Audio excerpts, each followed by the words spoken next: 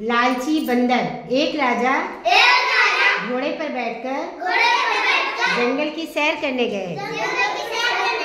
जंगल में घूमते घूमते राजा थक गए। राजा ने घोड़े को एक पेड़ में बांध दिए और उसे खाने के लिए चने रख दिए। घोड़ा चना खाने लगा।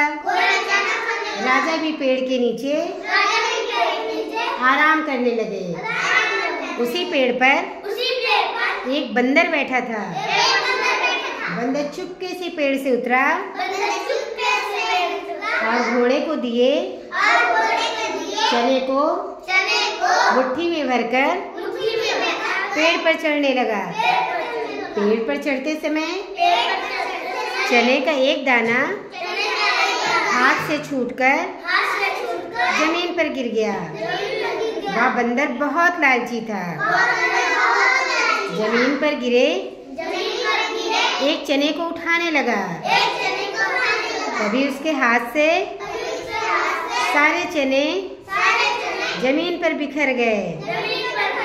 घोड़े ने जमीन पर बिखरे सारे चने चट कर गया।